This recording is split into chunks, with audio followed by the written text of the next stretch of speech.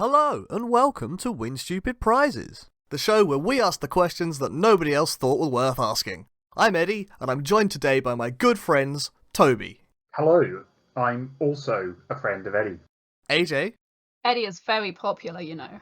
And our judge this week is Jamie. Hello, it's me again.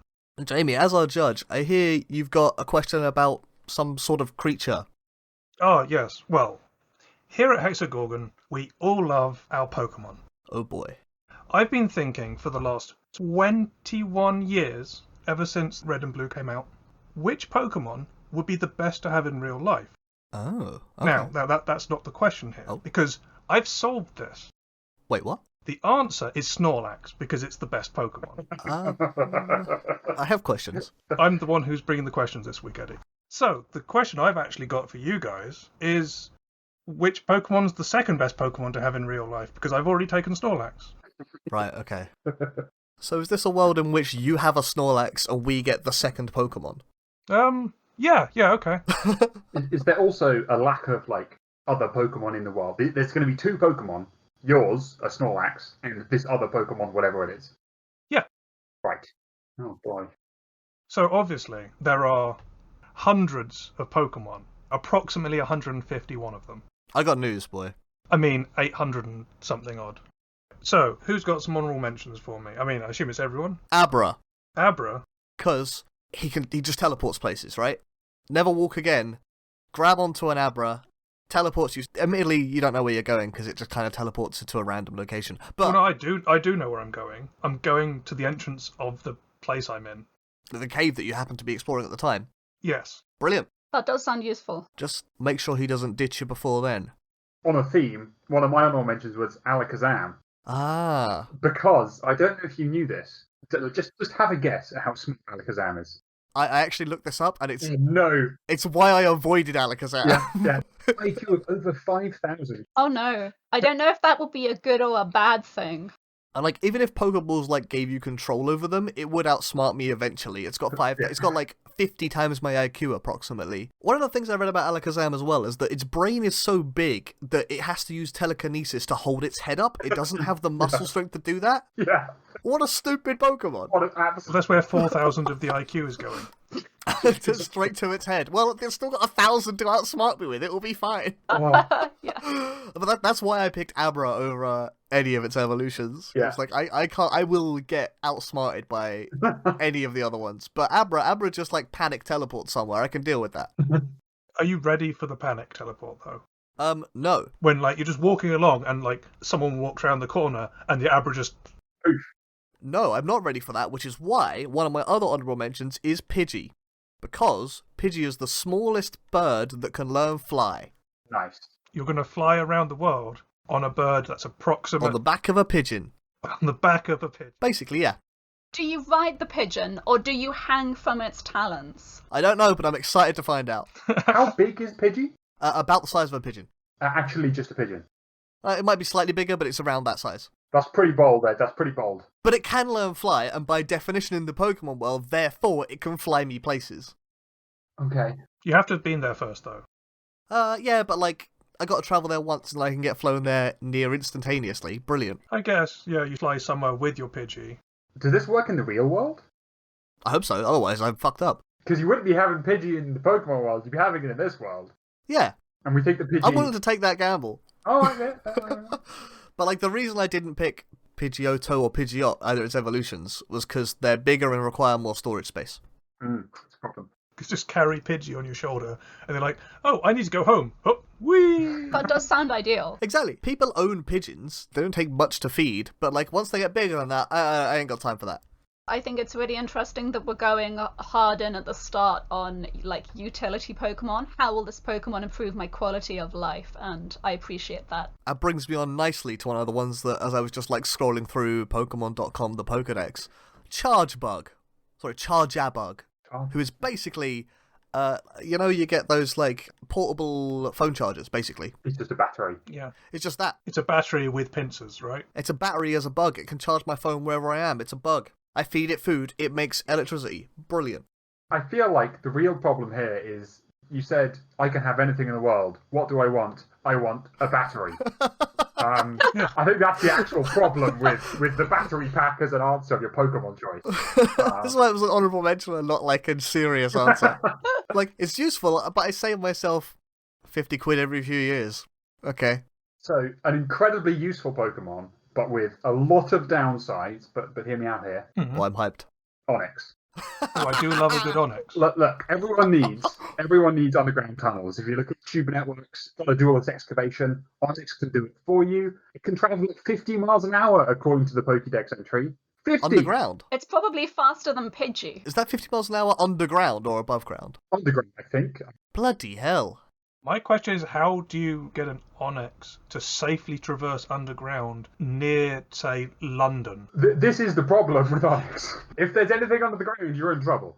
But HS2 and all that like go out to Birmingham plough through mostly countryside, so there's like a good 50-mile stretch that you can get Onyx to do in a day, in like an hour, apparently. Exactly.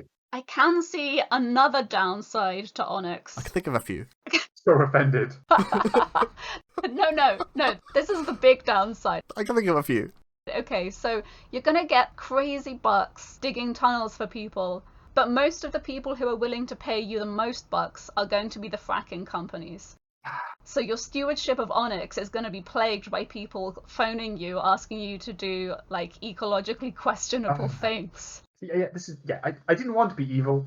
That wasn't why I didn't pick Onyx, but you're right. I mean, to be honest, the fact that we are controlling sentient creatures already brings in a bunch of questionable morals. But, you know, we'll wave that away. They're our friends, right? Oh, yes. That's why they have a friendship stat. Yeah, our friends who we're using to subcontract out to London companies to dig tunnels for them are good friends.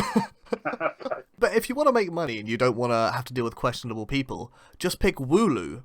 They've got incredibly soft fur, shear it every now and then, sell that for the Mundo bucks, because I think it's one of the softest furs, like wools around. Sorry, not fur, wool. Is Wooloo a sheep? Yes. It has plaits. It's lovely. It's also almost spherical. That is an adorable sheep, I'll give you that. It is adorable. It's like pretty much useless other than having like super cushy wool, but you know. I really love Wooloo, and I would be happy to give Wooloo a shot. Jamie, though, I happen to know, has a specific issue with this Pokemon. Yes, I have an allergy to wool. Ooh. What about Wooloo wool? Good question. There are types of wool that are safe. Yeah, you know, like some people are allergic to like name 2 types of wool. Shit. Some people are allergic to sheep's wool, but not to cashmere. Alpaca wool. Yeah. Alpaca wool. Yeah, thank you. Some people are allergic to sheep's wool, but not alpaca wool. So maybe Wooloo wool just hasn't got that allergen. I mean, it is a sheep, though. It's kind of a sheep. I think if we go down the route that Pokemon are literally animals, we're going to run into a whole heap of other issues. That's for sure. The opening line here is Wooloo is a sheep-like Pokemon, not a sheep. Sheep adjacent. But its type is a sheep Pokemon. I didn't notice that. So, you know. What ends up in that type line is always kind of confusing sometimes. Despite one of its hidden abilities is bulletproof. Now you're talking. Its wool is soft and effective. I'm changing my main answer if it's bulletproof. Get shot. Oh, I've got a wool jersey on. It's all good. You just have to hope that that's the hidden ability it's got. Yeah, otherwise you're in Hope that trouble. it's stored in the wool so when you shear it and then put it on for yourself. Yeah. It's just Kevlar, but in fluffiness. I'm going to go a completely different way now. Not to make money at all, but just to solve a problem that a lot of people have. You pick Klefki. Oh. If you look them up, Oh. that's the keyring Pokemon. It's the keyring Pokemon. Oh my god. Really? You've done it again. Never lose your keys again. Oh my Make God. friends with a Klefki, give it your keys, and allegedly, if it really likes a key, it doesn't like giving up on it. So that's why you got to make friends with it. So it's like, oh, this key was given to me by my best friend. I'm going to hold on to it forever. So you're like, I got to get into my house, but I'm pissed as all hell and I don't know where my keys are. Hey, Klefki, open the door. Ed, when did you become incredibly boring? What happened? Oh, any Pokemon ever. That would have The been keyring. the summer of 2020. So, my final honourable mention. This is a very specific Pokemon, which is, you know, if you ever feeling alone, you need a dad figure in your life, you get Dadchu along. And Dadchu is Pikachu from the Detective Pikachu movie, voiced by Ryan Reynolds. Why wouldn't you want that as your best friend? Oh, you've picked actually Detective Pikachu. Yes, You picked Ryan Reynolds. I considered this as one of my real answers, but thought it would be cheating. So, Detective Pikachu. I would be Pretty good. forced to accept it. Pretty good. Can't say no to that. You've not broken any of the rules that we set out, all don't pick Snorlax of them. Yeah. AJ, do you have any honourable mentions? Yeah, I'm also going down the utility route, but I think I've nailed it in that my honourable mention is a lot cuter. And also, it solves a problem for me, which is that I'm essentially a cold-blooded person. And Fennekin is able to eat one twig and then pump out of its ears enough air to heat its surroundings to 390 degrees Fahrenheit, which I believe is a lot in centigrade. Yeah, you wouldn't want to be near that. No, does this not have health and safety issues associated? It looks very cute. Can it rein that in to a reasonable temperature? I could just stand far away from it. 390 degrees Fahrenheit is 200 degrees Celsius. Yes. Yeah, so I might be rethinking this. I mean, there's one big benefit to Fennekin. It evolves into a fox witch. And it's cute. And it's cute, but it evolves into a literal magic fox witch lady. Is this an advantage? The thing is, because I was going to say, wool is notoriously quite a good insulator, so, just use that. Yeah, that relies on you producing heat in the first place, which is my major issue. Alright, okay, so use a fennec to heat up your Wooloo, and then wrap yourself in the wool. They're going to kill your Wooloo. I mean, it's only got to take less than its maximum HP points, and I'm fine. I'm excited to learn that Fennekin actually evolves into a witch that can see the future, which I think is going to be too overpowered for this conversation. I made a note of Rotom as well, which is the Pokemon that can transform into appliances. Like, it can become like a lawnmower, a microwave, a fridge, sort of thing. I think technically it's haunting them. Correct. That's why it's an honourable mention. Oh. Because it doesn't save you the money of buying the appliance, it just takes over your appliance and makes it run a bit better if it's feeling nice. If I could not have to buy a fridge, that's worth a choice. I see it. But if it's just, my fridge now makes ice a bit faster, it's like, well, whatever. Yeah. Like, my lawnmower can mow the lawn by itself. Yeah, I mean, that's kind of good, actually. But I still had to buy this lawnmower. One option that I've chosen not to talk about for my main answer is probably everybody's secret favourite. I say this because it's mine, Eevee. Eevee's pretty good. Also, canonically, teams up with Snorlax. What's not to love? Yeah, the thing is, we all love Eevee. But I think if I wanted an Eevee, I'd just get, a real pet instead. Because all the things I like about Eevee are just things that my dog does. I was thinking that. I was like, you've just picked a pet. Yeah. That's what you've done there. Which is lovely. But there's much better Pokemon out there. I've solved it. We just combine your two options. Flareon. It's an Eevee that can keep you warm. It's a good boy. Good shout. That does sound good. Okay, so we've covered some honourable mentions, but these ones aren't as fully fleshed out answers, as I hope you three are going to bring to the actual discussion to win this second place.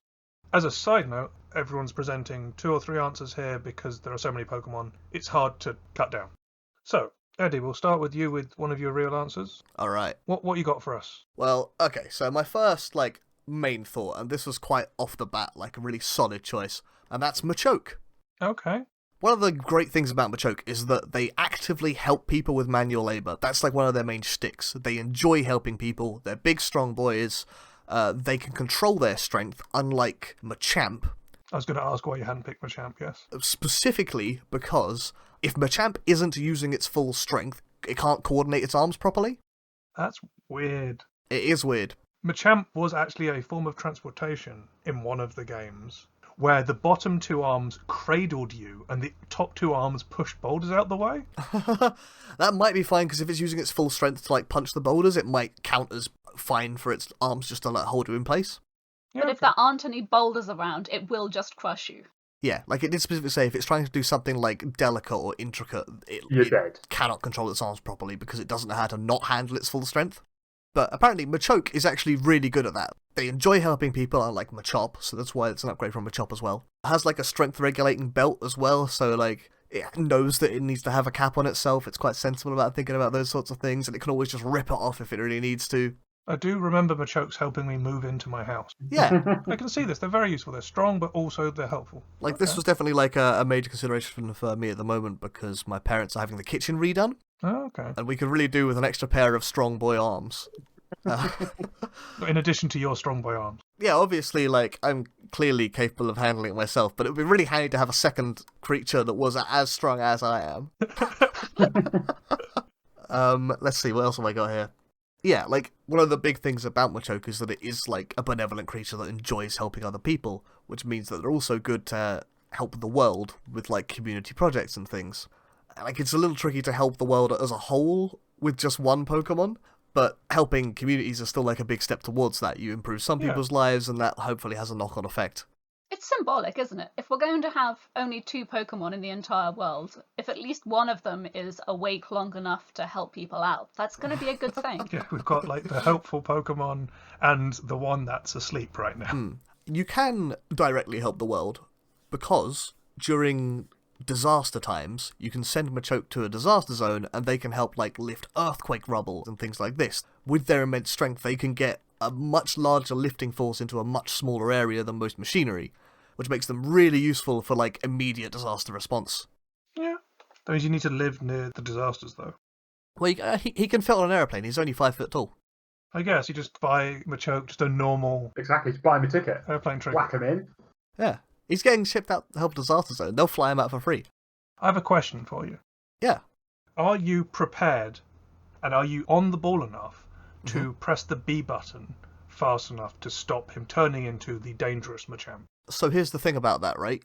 To evolve into a Machamp, you have to trade him. Oh, is it a trade? He's a trade one, so as long as I never give him to someone else, he will never evolve. Completely avoid that But problem. by that logic, he can't help the world, because as soon as you send him across to go and help him in an earthquake zone... So I might have to go with him then and be like, I am... Okay, yeah. I'm his manager, effectively, here. He's still mine! Also, like, Machoke is humanoid enough Yeah. that, to be honest, most of the things in this world are designed for things that shape. You could buy him some clothes, could sleep in a normal bed, wouldn't need to be cramped in a Pokeball all the time, fit through most doors.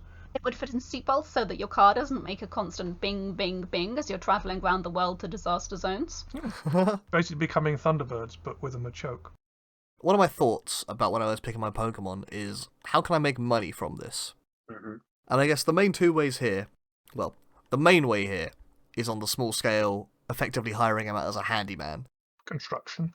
Yeah, construction, exactly, right? But he can do the work of 10 men in one afternoon. So the time that they save is worth a bit more value.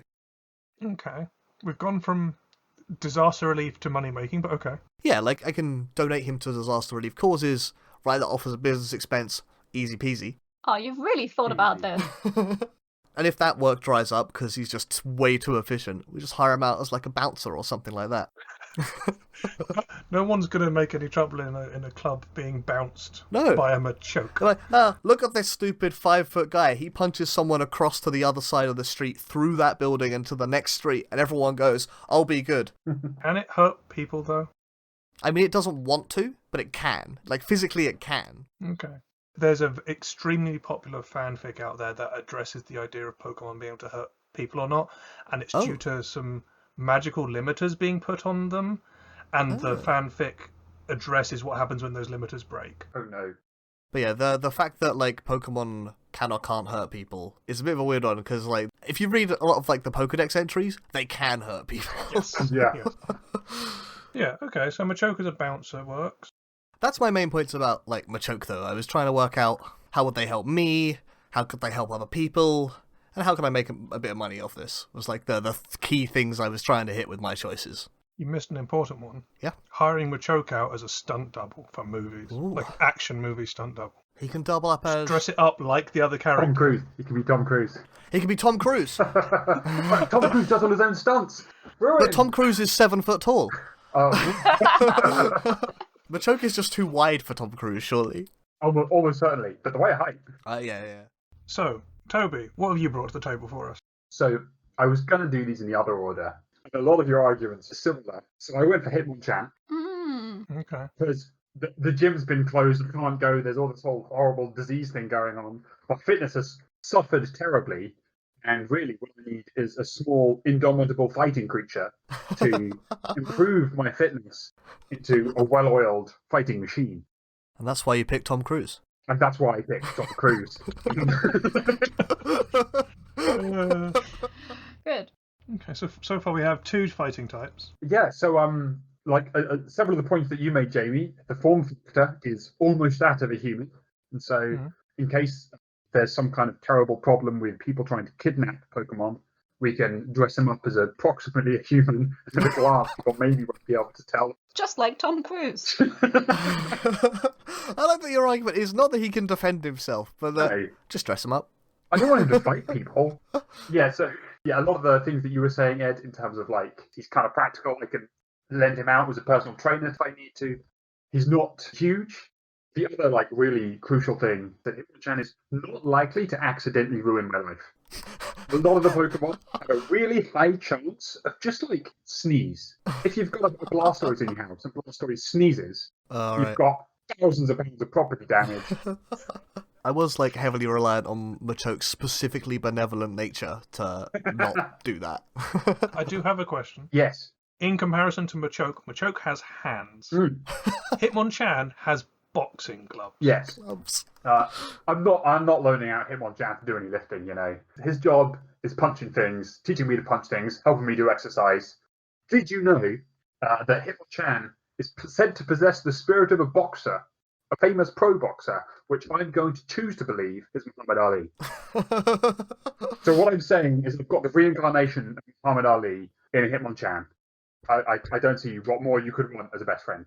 I don't think you're going to keep up. I'm not, but he's indomitable. He's going to keep trying, man. This is the whole point of a personal trainer. He's going to be enthusiastic. But you'll have, like, you'll be worn out, and you'll have to have a break, and then you've got a Hitmonchan that's got the spirit of a boxer, has only boxing gloves in front of it, no hands to interact with the world. That's going to get bored.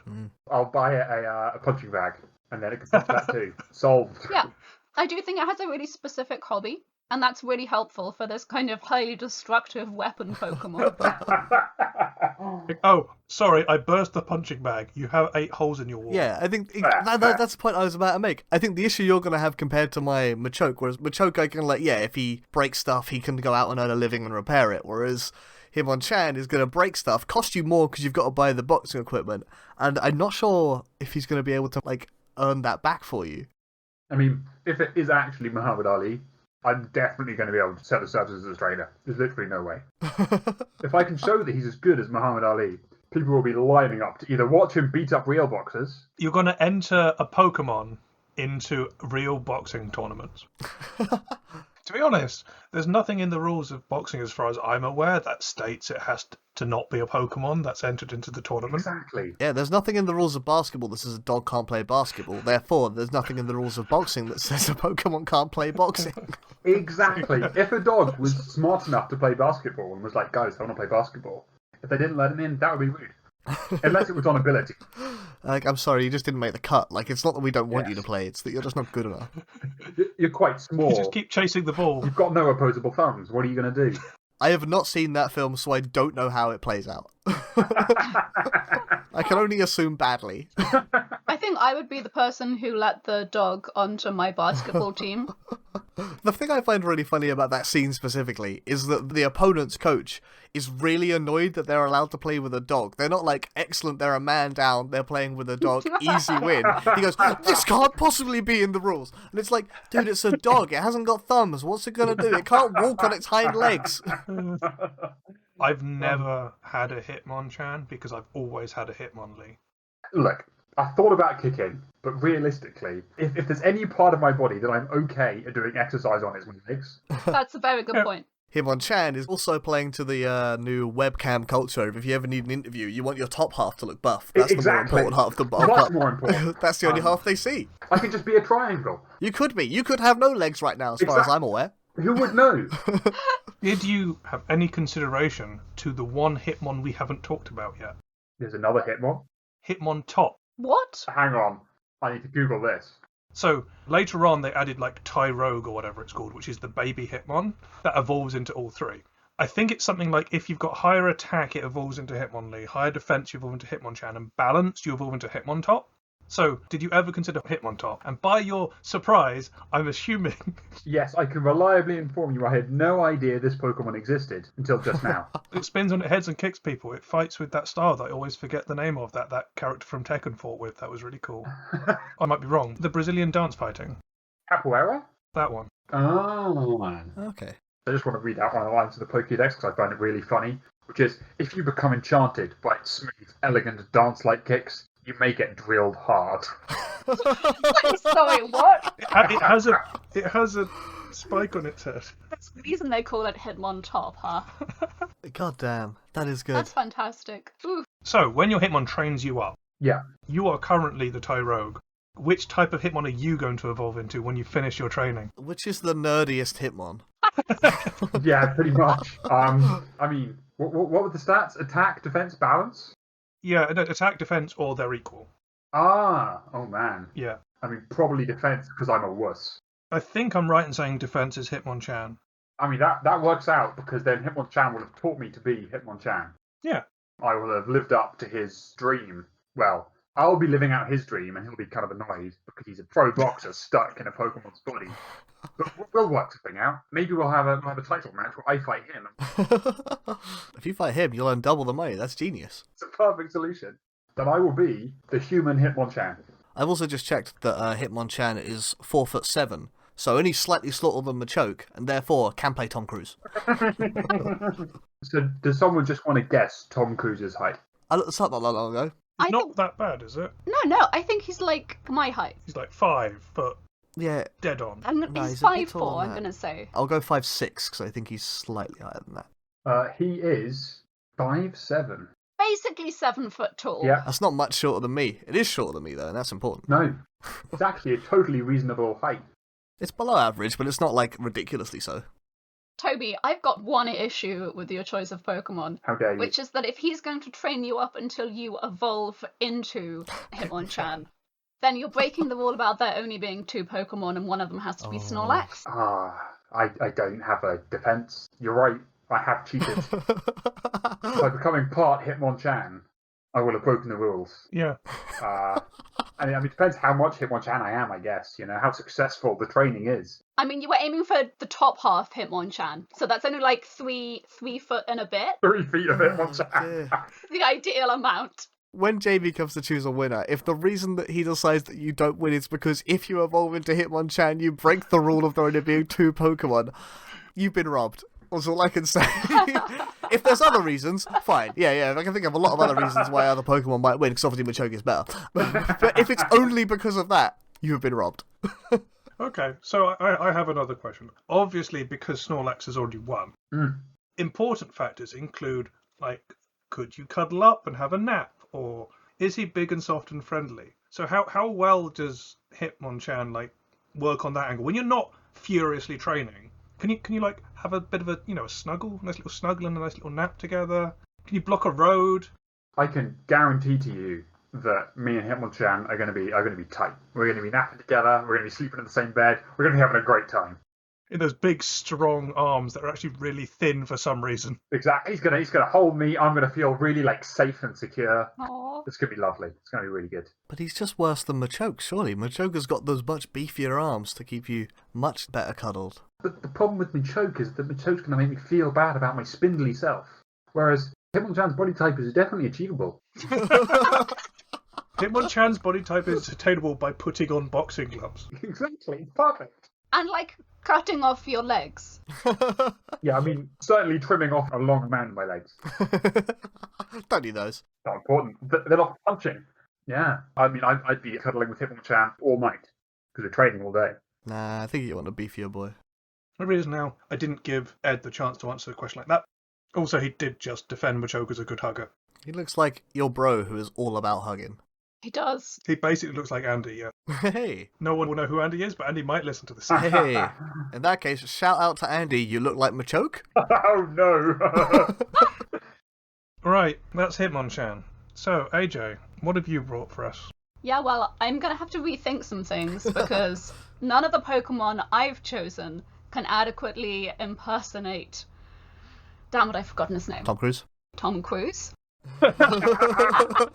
And admittedly, some of the issues that we've already discussed to do with weaponization and ethics might also be an issue. So the first Pokemon that I'd like to talk about is a popular favourite, Charizard. Oh no. Isn't that just the worst choice compared to Blastoise? I disagree. You know, we were talking earlier about how having Blastoise sneeze in your kitchen would cause thousands of pounds of property damage. Charizard would burn your house down. Gigantamax Charizard would definitely burn your house down. Gigantamax Charizard wouldn't fit in your house. Yes. That's very true. So regular Charizard is like an A-grade weapon. He is terrifying. It says in the Pokédex, Charizard's powerful flame can melt absolutely anything. Fuck. And I just don't think you can say fairer than that, you know? This seems like a terrible idea. What are you planning to melt?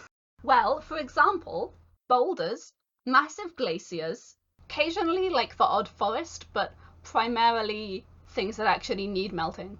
We really do not need to accelerate the melting of glaciers right now. No. Except on Mars. Ooh. I think that Charizard has excellent terraforming potential, and looking to the future, if we're going to be bringing a new species into the world, it had better be good on Mars. Charizard fulfills that criteria. That's a really long-term plan. Are you sure you're not just pretending to be a less evil version of Elon Musk and then revealing you are, in fact, equally evil? Yeah. And you're just going to use your Charizard to destroy everything? I was assuming that this was, a supervillain plan, or like a hold the world at ransom plan. I will melt the polar ice caps if you don't pay me $1 million. Yeah, I mean... You're really lowballing. Let's go big. You gotta start somewhere, like, that is like, alright, we can pay you $1 million. $1 million's not difficult for us to get hold of, and, if that keeps you quiet for a while, alright, now $1 billion. They're like, what? We just gave you $1 million. What do you mean? I've still got the Charizard. Like, oh, fuck. Well, something that you haven't considered is, according to Pokemon Sapphire, Charizard never turns its fire breath on any opponent weaker than itself. Oh. Yeah. So if you ever want to...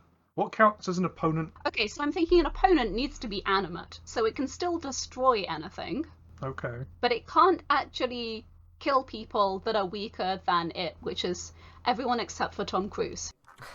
I'll say this. It won't turn its fiery breath on opponents weaker than itself, but it still has chomping great jaws and big, nasty-looking claws.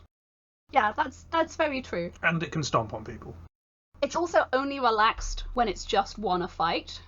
Charizard has like edgy teenager vibes. AJ, I appreciate what you're going for here, but this, everything you say is just convincing me more and more that this is a terrible idea that's going to go horribly wrong. Yeah, I'm with you there. You sound like you're arguing against Charizard. I love Charizard, and I think we all need to recognize how much of a hot mess it is and just welcome that into our lives. There is one benefit to Charizard I can see. One. And that's having an actual dragon in real life. I know it's not dragon type, but having an actual dragon in the world. I've got a real benefit to having Charizard. Okay. And that is that he is 5'7" tall, which, as we just discussed, is the exact right height for playing Tom Cruise. Oh my god. I think if it weren't for its horrific personality flaws, Charizard would be a great Pokemon to welcome into the world. Mentioning its horrific personality flaws, I'd like to point out, do you have enough badges to control this Pokemon? Honestly, I'm not sure I do. If Ash's Charizard is anything to go by, which it is, you're going to release Charizard, you're going to be Charizard, fly to Mars, melt me these glaciers for the terraforming process, and Charizard is going to look at you and it's going to fly. That's very true. That's why, for my second Pokemon... Hang on, I want to make a point against what Toby just said there, because doesn't, in the anime, several times, Charizard, when Ash is like, melt this boulder, Charizard instead melts Ash? Ooh. Well, no, so here's the thing. Ash's Charizard is strong enough to ignore Ash based on the number of badges he's got until I believe he releases him. With Charizard, you have to really assert your dominance like it's a really willful puppy that breathes fire. Because Charizard in the cartoon was the representation of the Pokemon that's too strong for you to control. I know that fire starters are not your favourite kind of Pokemon. That's why, for my next pick, I've gone with a really big, cuddly water Pokemon. That's more like it. It's Lapras, the transport Pokemon, which I think is really underselling it. Initially, I must admit, I looked into Lapras because its Gigantamax form can comfortably house 5,000 people. Gigantamax form is basically, it's an island on the back of a Lapras. It's a cruise ship is what it is. Ah, I see where this is going. But I think if that's all you see when you look at Lapras, that's very sad. These are actually very intelligent, very emotionally aware Pokemon. They can learn to understand human speech and even develop telepathy, which is pretty advanced for a cruise ship. They'd better learn telepathy, because have you ever actually heard a Lapras? I do know that to keep in touch with others of its kind, it sings enchanting melodies. So, I'm going to let people in a little secret here. I caught AJ researching for this. So I looked up Lapras to listen to Lapras, and I watched a little bit of the cartoon. It sounds vaguely like woo. And that's why it was almost hunted to extinction. It sounds like a distressed whale. Yeah, basically. It has a giant ring around it that allows you to break icebergs, so you can just go on round the world cruises every year with your buddy Lapras. Is this Gigantamax or regular? I think that's regular as well, but I'm not on certain. its shell. Like, around it. The image that I'm looking at, the Gigantamax, has this weird, like, musical ice ring around it. Yeah, so it's a Gigantamax one. Are you specifically going for the Gigantamax, or are you, like, which version are you? That's a really good question. Because the Gigantamax version seems like a real supervillain move once again. I don't know what you're talking about. Like, it can house 5,000 people, I can move around the world, I can destroy glaciers. I know we said, like, think of a couple of reasons as to why you would pick this Pokemon, and was one of the reasons you picked each of your Pokemon, AJ, I want to rule the world? Was that not why you asked the question? I mean, I'm not gonna lie, if you're gonna bring a Pokemon into the human world, like, Snorlax is your number 1 to hang out with. Yeah. And your number 2 is your rule the world Pokemon, right? I mean, basically, you've got a mobile secret base on the back of a Gigantamax Lapras. What's not to like? It's not a bad argument, just a very different direction to how I went with it. Yeah, me too. Wait, am I going to become the good guy here? Do I have to take you down with a Snorlax? Are Snorlax and I going to get our ninja outfits on and sneak into the Lapras secret base and depose you from your evil reign of tyranny? I don't think you could handle the enchanting melodies we're kicking out. It's so majestic. Almost sings as well as you. Oh! So, the thing about Lapras is, I might be an evil genius, but Lapras is just a super nice Pokemon. It doesn't even like fighting other Pokemon. It was nearly hunted to extinction. And it just really likes taking people for rides around on its back. It's like a big friendly dolphin. The only downside that I was able to think of for Lapras is that it may trigger renegotiations of local fishing rights, which I know is a particularly fraught topic. So, I have a question about Lapras. Are you aware of its typing? It is a big Chungus. That is its official typing, yeah. Big and Chungus. Yeah, no. So, Lapras is a water-ice Pokemon. And we have already established that important point for you is staying warm.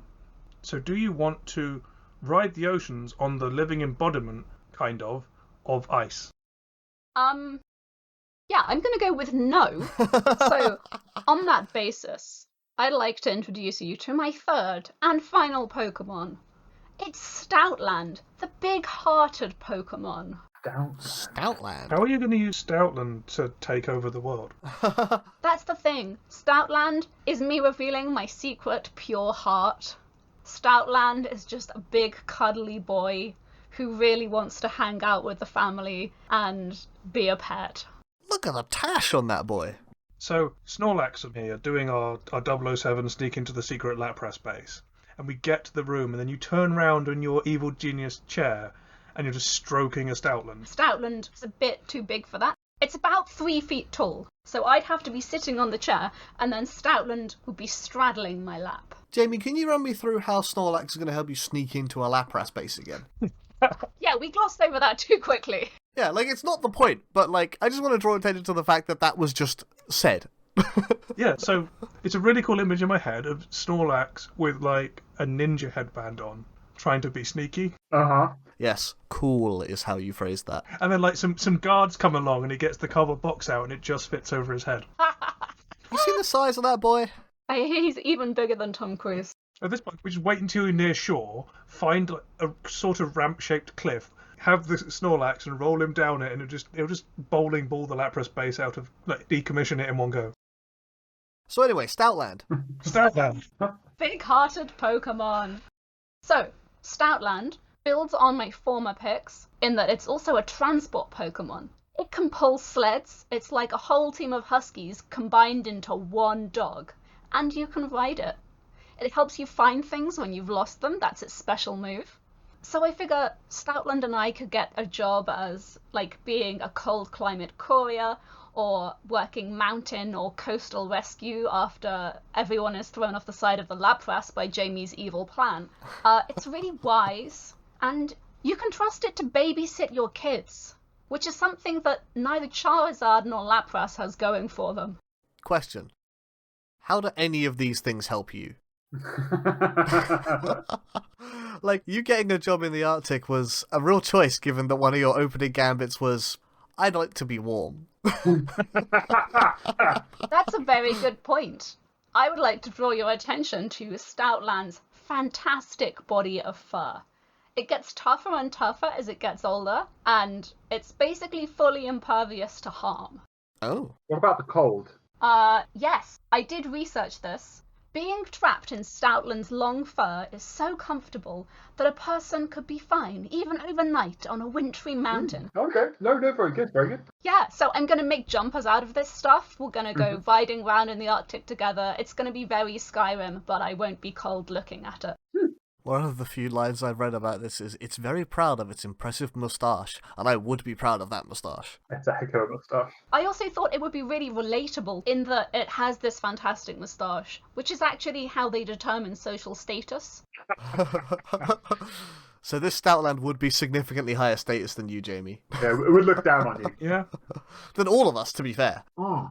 It would look down on you from its height of 3'6". Oh. Just tall enough to play Tom Cruise. I was thinking the same thing. I also thought you'd relate to it because while it is really faithful to the people it likes, it won't follow instructions given by people that it doesn't respect. Okay, yeah, I can relate to that. I mean, you've just picked another pet, haven't you? But this one, I can ride. It can get me a job, which is a big priority right now, and it will keep me warm without actually killing me. Is a canine Pokemon with a talent for rescuing people lost at sea or in the mountains. How can it rescue people lost at sea? It can swim, Eddie. Dogs can swim. Look at the fur on that thing. It's gonna sink. The fur must be buoyant, okay? It had better be, otherwise that's a stone waiting to happen. I've just checked. It can learn surf. I don't understand. That's how cool it is. I mean, I guess if Pidgey can learn fly, then fair enough. So what you're saying is now you don't have the scale of Lapras, but you've got a dog that's a mini Lapras because it can surf. It's like Lapras, but it isn't going to wreck any fishing treaties. You're not going to have any trouble with international waters or borders at the top of mountains because you'll be so busy heroically rescuing people. And it just sounds like fun to hang out with, which I think is underrated. You're not a supervillain, but you're a better person. You could have gone at Lapras from a, like, I'm going to rescue people at sea angle rather than I'm a supervillain who's... Nah, no take backsies. Anything else about Stoutland in your That's reams of notes? say. What's this? Teen years as herdia expensive due to grooming costs. Hair grows constantly, becoming impervious to claws, fangs, and presumably scissors. You can't even give it a trim. No. How are you going to make a fur jacket that you said you were going to make if you can't cut it? Naturally. You like pick up the molting around the house. I'm also reading that you mentioned that it doesn't respect requests from people it doesn't like. Yeah. But I've also read that it enjoys spending time with humans and can warm up to a human in just 3 days. Isn't that great? Because I suck at making friends. That is nice, but all your enemy has to do is kidnap it for 3 days, but be nice to it. And then it's like, yeah, I'm down. So you're saying I should revert to my evil genius plan? I mean, I did like the Evil Genius plan. Whether or not it was a good plan, I did enjoy the take. Right, so that's Stoutland out as your My top boy. top shot. So, Toby, you've got another one for us, right? Well, somewhat perfectly, we've actually managed to segue into my other Pokemon choice. So this was one where I couldn't decide between two. And those two are very boring. It's Eevee or Growlithe. Oh, okay. Now, as people previously mentioned, I think it was you, AJ, you said that Eevee was one of your initial ones. And Ed, your point was, but that's just a pet. Yep. Yes, that is just a pet. And you know what? I would quite like a pet. Just get a cat or a dog. Yeah, but instead of getting a cat or a dog, I could get a magic fox cat thing or a dog that's always a puppy. Literally forever a puppy. Is that Growlithe's jam?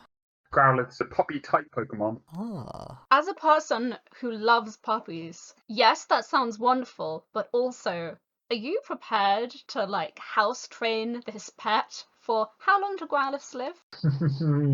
Good question. Don't have a good answer for it. We've never really talked about Pokemon lifespan. Yeah, they just pass out. I don't know. I don't have an answer. But you do avoid the not being a puppy anymore by the fact that you don't have a Firestone. Yeah, so I'm never gonna become an Arcanine. And this is the same argument with Eevee, is that I'm not gonna get Eevee to evolve because I have none of the hundreds of steps you have to go through. Whatever happens, I'm having a small cuddly pet that's staying with me. Eevee is more of a risk because Eevee has some non-stone evolutions. What? Oh, there's more Eevee evolutions that I'm aware of. Yeah. Oh no. There's a lot. Whereas Growlithe specifically needs a Firestone. Okay, so in that case, we'll go with Growlithe and we'll just hope he doesn't cough too much and set fire to my house.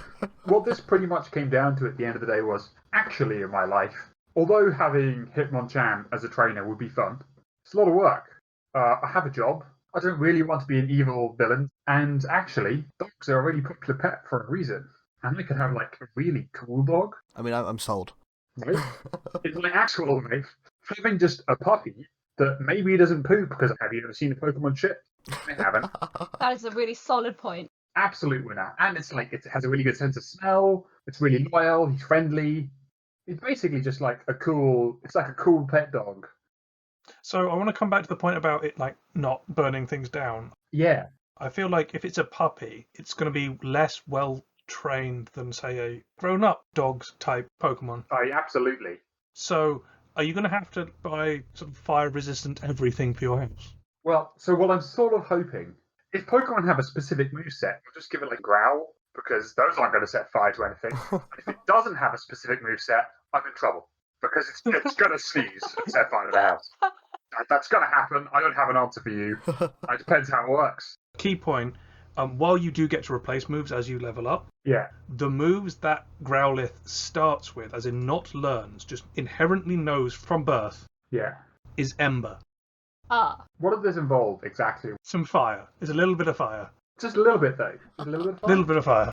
Also, if we're going by cartoon logic, they know more than 4 moves. They just know all the moves they know up to that point. But yeah, so I don't have a good solution to the fire problem, except maybe I put Growlithe's because if I'm awake at the time, it's fine, right? I can keep track of where Growlithe is. If Growlithe snorts and sets fire to things, I can stop it. Yeah, When you can I'm just keep asleep. track of what's on fire 24/7. Exactly, easy peasy. Well, 24/7, not when I'm asleep. Growlithe's kennel is going to be the fireplace.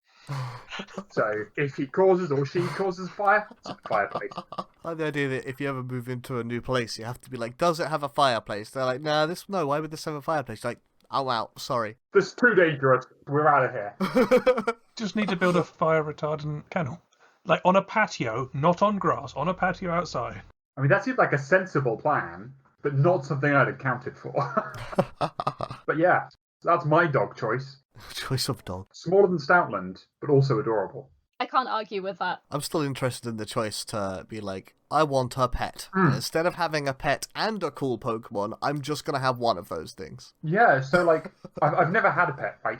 Oh, really? And my going theory is that because Growlithe is a Pokemon, it won't come with all the awful health problems that actual animals have. You never see Ash take Pikachu to the vet. They go to the Pokemon Yeah. Poke Center. They go to Pokemon Center because they've beaten each other up, but they're all quite fit and healthy. Because my absolute favourite breed of dog is a pug, but I could not in good conscience have a pug because my god, they have horrible lives. Yeah. So the next best thing on the small dog front would be a Pokemon dog that's definitely got good health because it's a Pokemon, probably, This is some good point. and doesn't poop.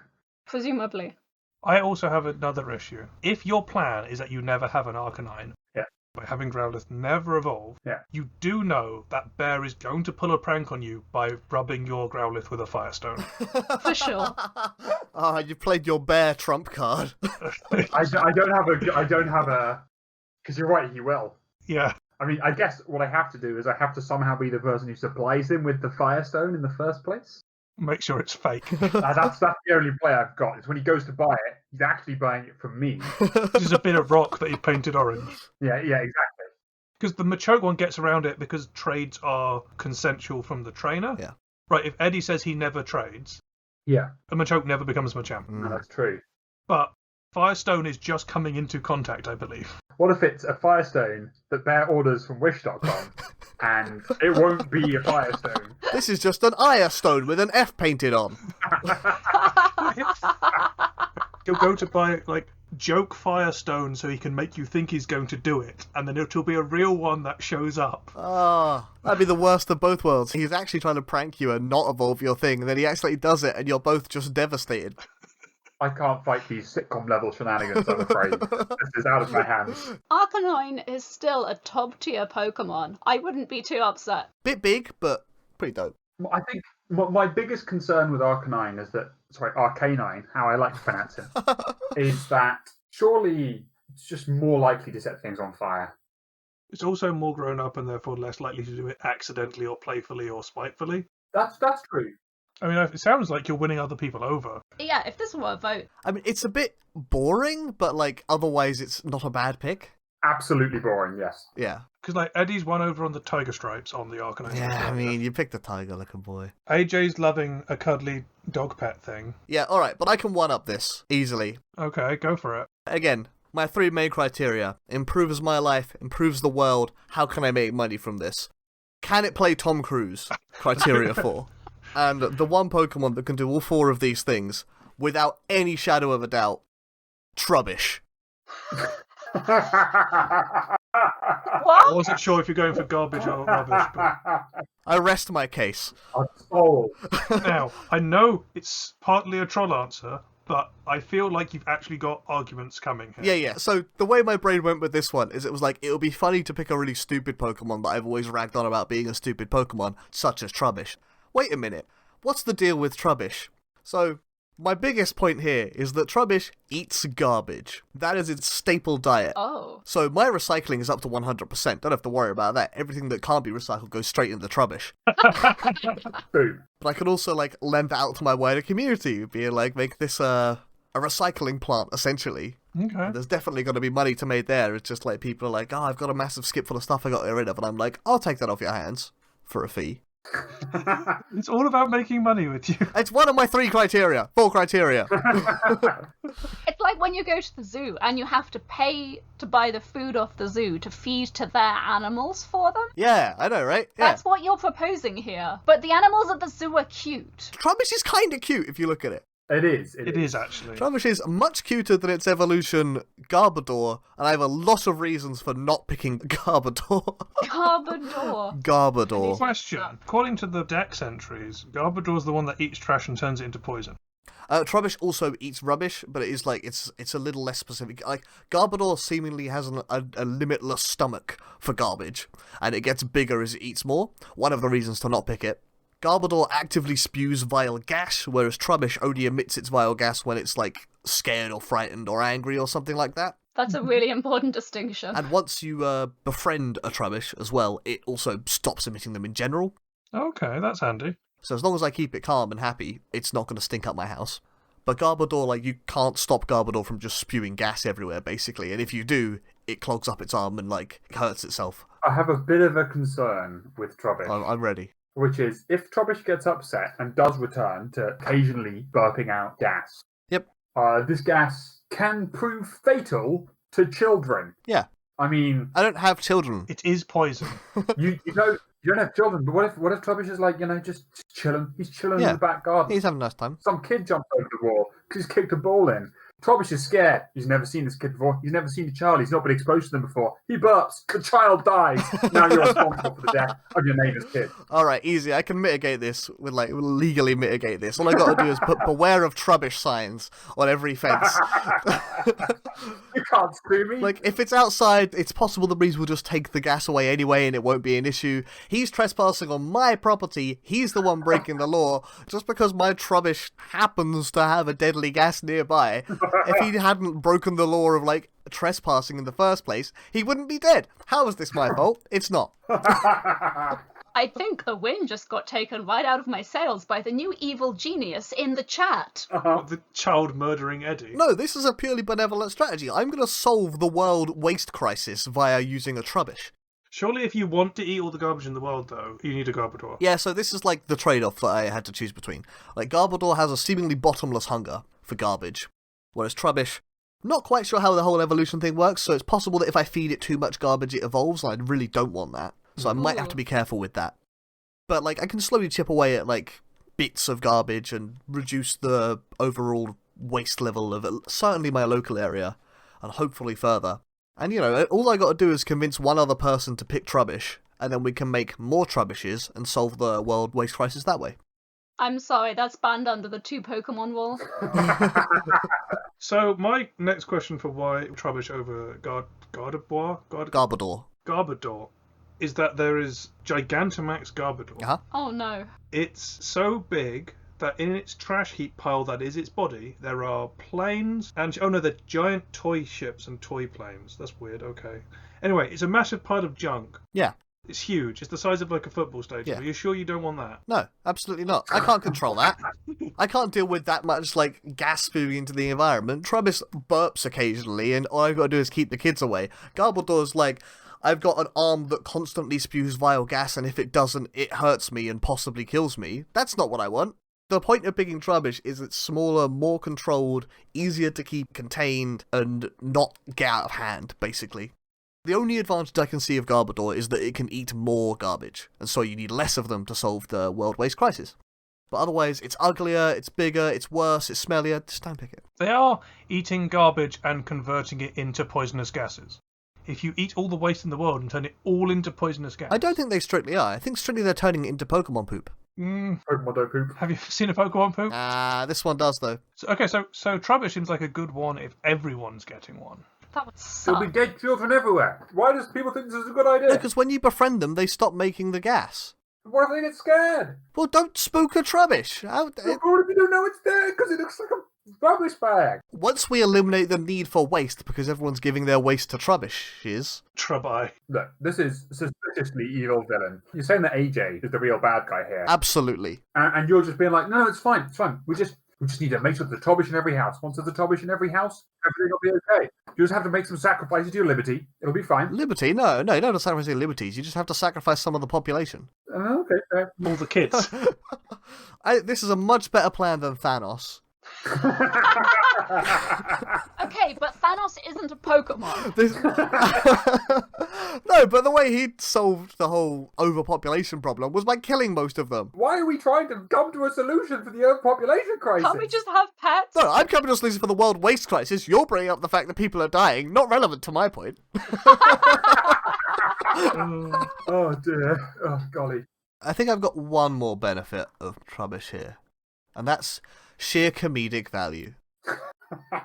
Well, like, you go around your friend's house, they're like, oh, I heard you got to pick a Pokemon. I'm so jealous of you. They're like, what did you pick? And you're like, wait till you find out. Here he is. There he is. Also, your kids can't play with him. He'll accidentally yes. cough poison on them. Also, your child is Brilliant. It just knocks adults out, so that most of my friends aren't children. That's fine. It doesn't just knock you out. It says it can put you in hospital and make you unconscious for a week. We've got NHS. Don't worry about it. I mean, there's also the fantastic prank of someone's come around to my house and like, oh, I've got this empty bottle or whatever. Where can I throw it? I'll be like, oh, just chuck it in the bin. Yeah. You see where this is going. They go to throw it in the bin, and then you just suddenly, he goes, Trubbish! Or whatever noise Trubbish makes. And they go, holy fuck! And the gas gets burnt in their face, and they go to hospital for a week. Top tier prank right there. Best prank of all time. I would not recommend looking up the sound that Trubbish and specifically Garbodor make, because it is horrible. This does beg a question, though. Yeah. It's friendly to users not making the gas, right? Yep. But if something else spooks it and it makes the gas and it knocks you out, Yeah. it's defeated you, so it gains some XP and levels up. Yeah. And you're knocked out for a week, Yep. so you're not there to press the B button. Yep. And now you've got a Garbodor. Garbodor I would sell to the highest bidder to solve their own recycling crisis, because I am not dealing with a Garbodor. They would definitely use that for unsanitary purposes. Alright, I donate it to that big pile of plastic in the Pacific Ocean. Just put it on like a dinghy and just like push it out. Yeah, a lot of the reasons for picking Trubbish is that I am not dealing with a Garbodor. I see it. So if he accidentally evolves and I'm not there to press the B button quickly enough, I'm sorry, my good friend, I gotta send him to a farm up north somewhere. So you got to Trubbish by talking about stupid Pokemon choices. You said that's where you started from. Yeah. So, out of curiosity, what other ones fit into that category? Well, like Is it like the ice cone one? the ice cream cone. The ice cream cone. Yeah, ice cream cone definitely fits into that category, but like there's not really a good argument for why you would pick an ice cream cone. Are you kidding me? Would you rather have a cone of ice cream or a bag of trash? No, what you're asking me is would I rather have something that eats garbage and like massively improves my CO2 footprint, or a puddle? Okay. I mean, like other stupid Pokemon, I think I mentioned Klefki earlier, the keyring one, which I thought was pretty dumb, but has like one use, and it's very personal. So Very situational. yeah, it's very individual, so it doesn't really help me improve the world as I'm aiming to do with Trubbish. There's one that is just a sword, and while that would be badass, I'm not sure there's any reason for me to own just a sword. Oh, I love Honedge. Great. It's a haunted I sword. mean, it's a great Pokemon, but like, I just don't need that, right? I don't have enough enemies yet for that. You will once your Pokemon has farted on a few people. And knocked them out for a week. Like, there are strictly worse options here. Like, Grimer or Muck is just a straight downgrade from Trubbish. Yeah, I mean, nobody's saying that there aren't worse options. Yeah, so therefore, Trubbish is a good option. What we're saying is there might be better ones. I don't think there are, though. I think I made a pretty strong argument for Trubbish. I'm sure we lose a few children along the way, but what's that in comparison to solving the world waste crisis? The price we pay for progress. But you're just your apartment. As the popular phrase goes, first my apartment, then the world. Right. Unless anyone has any more questions. I didn't know that this was a Pokemon, so this has been an educational and somewhat horrific experience. Thank you. I was very disappointed to learn about Trubbish when I first learned that it was going to be a Pokemon, and the more I've looked into Trubbish, the happier I am that it exists. Aww, Like you say, it's surprisingly cute. It is quite cute. it is. Yeah, unless anyone's got any more questions. Yeah, I don't know. I need to come up with a way of... I haven't got a scoring system. Is it Snorlax? 0 points. Well, 0 across the board. I have to have a think. 7 hours later. Right, I'm back after deliberating on this for like 7 hours. I've thought about every angle possible. So after that deliberation, I have come to the conclusion that this week's winner, due to the combination of the Pokemon they brought, rather than any individual answer, is Eddie. Yes! I knew Trubbish was a good pick! I genuinely enjoyed the two different approaches that these Pokemon brought to you. I like Machoke's almost opposite nature to Snorlax in terms of being driven compared to being asleep. And I liked coming up with a genuinely good reason for why Trubbish is a good thing. It is a good thing. Trubbish, good thing. Well played. What do I win? Right, so this week's prize is a 1999 collectible Pokemon sticker number 240 by the now defunct Merlin Collections, featuring 1/4 of a picture of Ash and the Pokemon logo. Ooh. Wow. That's the one I need! Unbelievable. I knew my boy Trubbish would pull through, despite those kids. We didn't need him anyway. Well done, Eddie. Yeah, like I said, solving 2 global problems at once. Hey, winner! Thank you so much for listening. If you enjoyed this episode, we'd really appreciate if you shared it with a friend or two. Word of mouth is the best way for small podcasts like ours to grow, and we cannot afford any advertising at the moment. If you want to check out more of the stuff we do, head on over to hexagorgon.com, that's hexagorgon.com. We're also at Hexagorgon on Twitter, on Facebook, on YouTube, on Twitch. Actually, that's not true. There's extra letters in some of those. I'll put links to them down in the description. Click on those and follow us in all the various places, because we're great. I mean, well, you know, if you think we're great. Thanks again for listening, and I hope to see you next time.